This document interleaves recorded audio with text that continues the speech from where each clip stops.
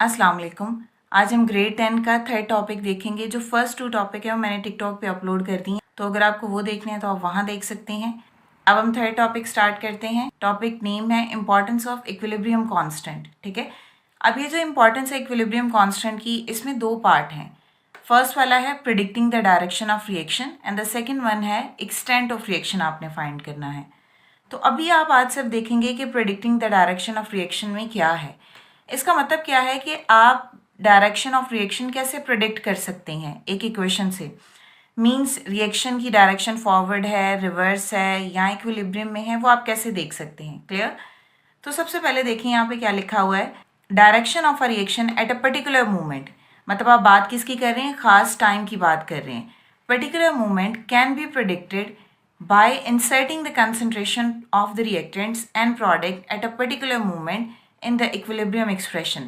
आपने करना क्या है कि equilibrium expression में आपने insert करना है concentration of reactant या product को, और फिर आपने उसकी direction को find करना है। ठीक है, for example अब यहाँ पे हमारे पास एक इक्वेशन हमने ली है गैसियस स्टेट में।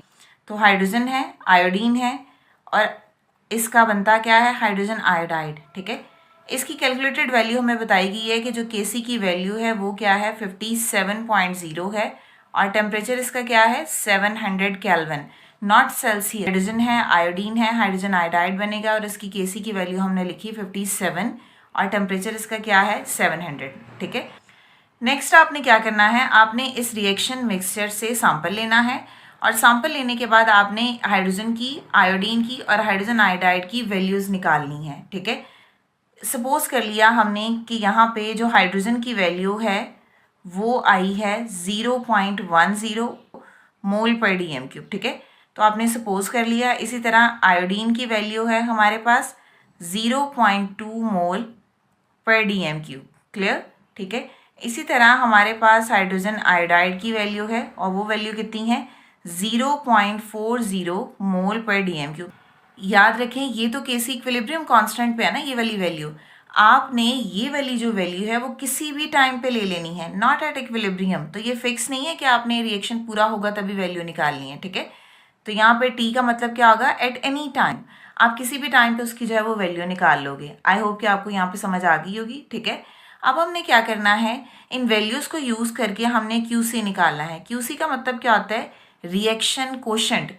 आपके पास अगेन प्रोसीजर सेम रहेगा, ऊपर प्रोडक्ट आएगा, नीचे रिएक्टेंट आएगा। अब आप यहाँ पे देखें, प्रोडक्ट इक्वेशन के हिसाब से देखें तो प्रोडक्ट क्या है, HI। ठीक है, और हमने कहा था कि जो वैल्यू साइड पे वो ऊपर पावर हो जाती है। इस केस में देखें तो यहाँ पे आ जाएगा हमारे पास H2, और यहाँ पे देखें तो यहाँ आ जाएगा हमारे पास I2। क्लियर? इसमें अब हम वैल्यू पुट करते हैं। तो HI की वैल्यू क्या है, 0.40, इसका हम ले लेंगे स्क्वायर, मतलब इसको 2 टाइम मल्टीप्लाई करेंगे। H2 की वैल्यू क्या है, 0.10, और I2 की वैल्यू क्या है, 0.20। आप इसको कैलकुलेट करोगे तो आपके पास वैल्यू आ जाएगी 8.0। अब आप ये देखिए, आपके पास 2 वैल्यूज़ हैं, एक है Kc की वैल्यू जो कि है 57, और एक है QC की वैल्यू जो है 8.0। हमने क्या की, जो सपोज वैल्यू ली थी उसको हमने इक्विलिब्रियम एक्सप्रेशन में पुट किया, और जो वहाँ से हमारा आंसर आया उसको हमने कहा कि वो QC है। अब QC हमने क्या बोला है, QC है रिएक्शन कोशेंट। ठीक है, तो ये हमारे पास आ गया रिएक्शन कोशेंट। तो इसका मतलब है कि 2 वैल्यूज़ हैं, अब आप इन दोनों को कंपेयर करो। ठीक है, अब आपके पास देखो Kc की वैल्यू यहाँ पे क्या है, ज़्यादा, और QC की वैल्यू हमारे पास क्या है, कम है। तो जब QC की वैल्यू कम होगी और Kc की वैल्यू ज़्यादा होगी, इसका मतलब ये है कि रिएक्शन में अभी प्रोडक्ट और ज़्यादा बनना है। मीन्स रिएक्टेंट अभी वैसे ही पड़े हुए हैं जिन्होंने आपस में रिएक्ट नहीं किया। ठीक है, तो प्रोडक्ट कब बनेंगे, जब आपके पास रिएक्टेंट पड़ा होगा। तो मीन्स रिएक्टेंट ने अभी और ज़्यादा प्रोडक्ट में कन्वर्ट होना है। तो आप खुद बताएं कि जब रिएक्टेंट से प्रोडक्ट बनते हैं तो आपके पास डायरेक्शन क्या होती है, ऑब्वियसली फॉरवर्ड होती है। ठीक है, तो ये तो हमने इससे एक्सपेरिमेंटली प्रूव कर लिया। अब हम ये देखते हैं कि डायरेक्शन कब फॉरवर्ड होगी, कब रिवर्स होगी, और कब इक्विलिब्रियम पे होगी। आई होप कि आपको यहाँ तक समझ आ गई होगी। तो यहाँ पे जो QC है ना वो बहुत ज़्यादा यूज़फुल होता है। QC यूज़फुल क्यों है, बिकॉज आप QC निकाल के जब आप QC और Kc को कंपेयर करोगे तब आप डायरेक्शन ऑफ रिएक्शन को बता सकते हो। फर्स्ट में क्या है, आपके पास QC है और वो लेस देन है KC से, यही वाला फैक्टर जो हमने अभी आंसर में निकाला है। देखिए ऐसे ही है ना। अब आप देखें कि जब QC लेस देन होगा KC से, अगर मैं अपने हाथ की डायरेक्शन देखूं तो ये वाली साइड है मेरे पास लेफ्ट और ये वाली साइड है मेरे पास राइट, ठीक है। तो अगर डायरेक्शन लेफ्ट से राइट की तरफ होगी, ठीक है, मैं आप बोला क्या मैंने, लेफ्ट से राइट की तरफ,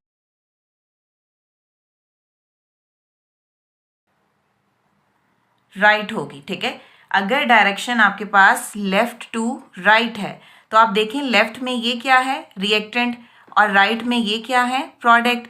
तो अगर डायरेक्शन लेफ्ट से राइट में है तो डायरेक्शन ऊपर वाली हमने क्या बोला था, डायरेक्शन क्या होगी, फॉरवर्ड। इसका मतलब अगर QC लेस देन है KC से तो रिएक्शन की डायरेक्शन क्या होगी, लेफ्ट टू राइट होगी। तो मीन्स रिएक्शन क्या करेगा, किस डायरेक्शन में होगा, फॉरवर्ड डायरेक्शन होगी, ठीक है। तो इसकी होगी फॉरवर्ड डायरेक्शन, ठीक है, to attain equilibrium.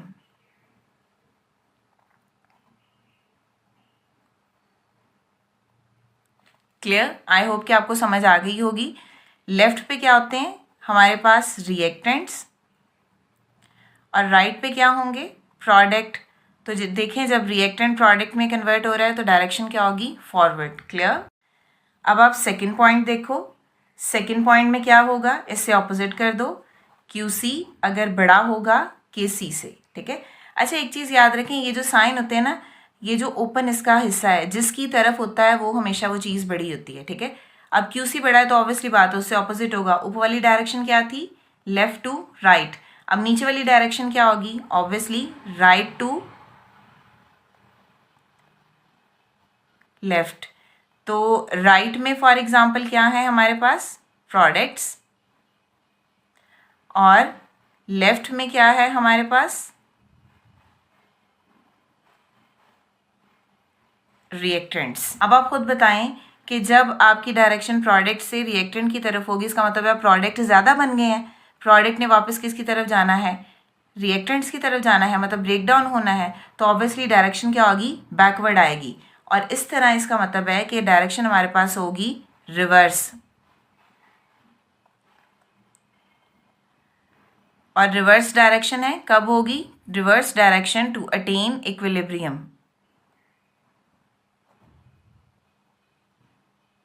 Clear.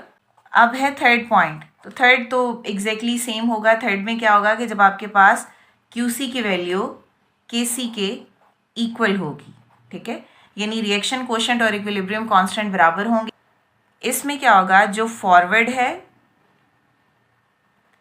And reverse reaction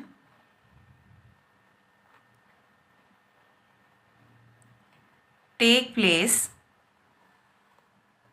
at same rate, ठीक है, दोनों के रेट क्या होंगे, बराबर होंगे। जब दोनों के रेट बराबर होंगे it means that equilibrium has established, ठीक है।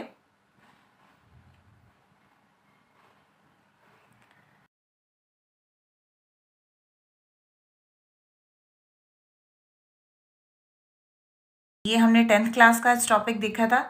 अगर इससे रिलेटेड आपका कोई भी क्वेश्चन है तो आप कमेंट्स में पूछ सकते हैं।